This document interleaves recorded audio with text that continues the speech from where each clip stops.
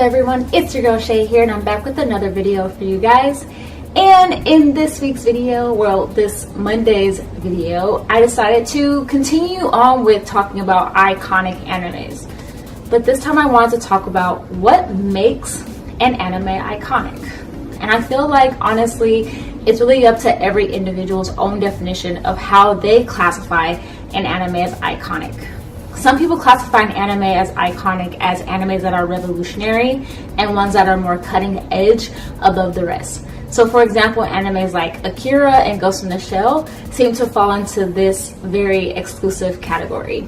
And then of course there are other categories for iconicness, such as longevity. So those animes such as Dragon Ball Z, Pokemon, Naruto, One Piece, and you probably can even add in Bleach among those as well. But any animes that have gone on for a certain amount of time and continue to have a pretty huge fan base are also ones that can be considered iconic. And plus there are those other animes that are iconic just because of the fact that they just seem to push the limit just a little bit more. So animes like Death Note, and of course you have animes like Elfen Lied, who also seem to push the envelope a little bit in some sort of ways. But what does an iconic anime mean to you?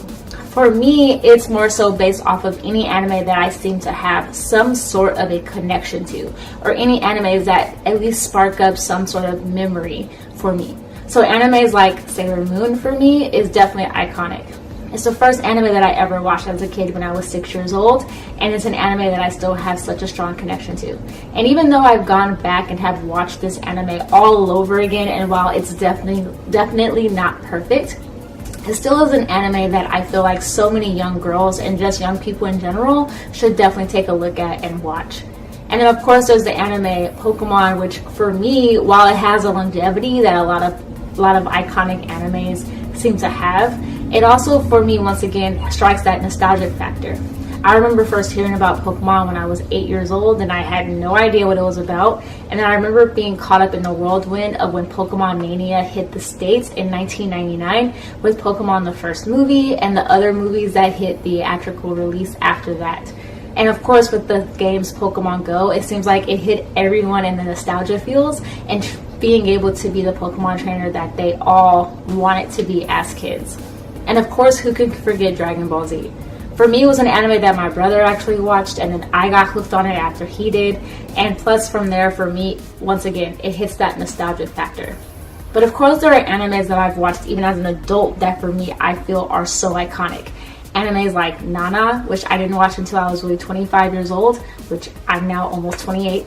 But it was an anime that I deeply connected to because I understood those feelings. And plus animes like Peach Girl, of course, definitely made me fall in love with that anime. And of course there's Ouran High School Host Club and also Itazura na Kiss.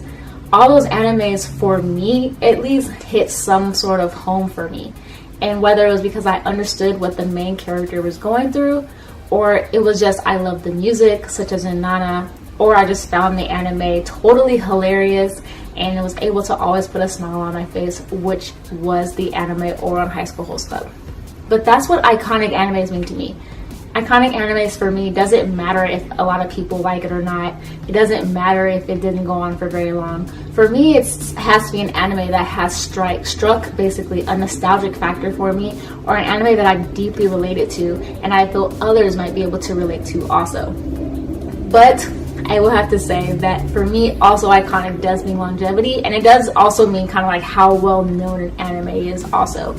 I mean, Dragon Ball Z is well known by a lot of people, as is Pokemon and of course Sailor Moon. But who can forget, because those animes came out in like the 90s when anime was like at its peak. But what does an iconic anime mean to you? What is your definition? And what are some animes that are iconic for you? For a lot of people, we're not going to have the same iconic animes among each of us.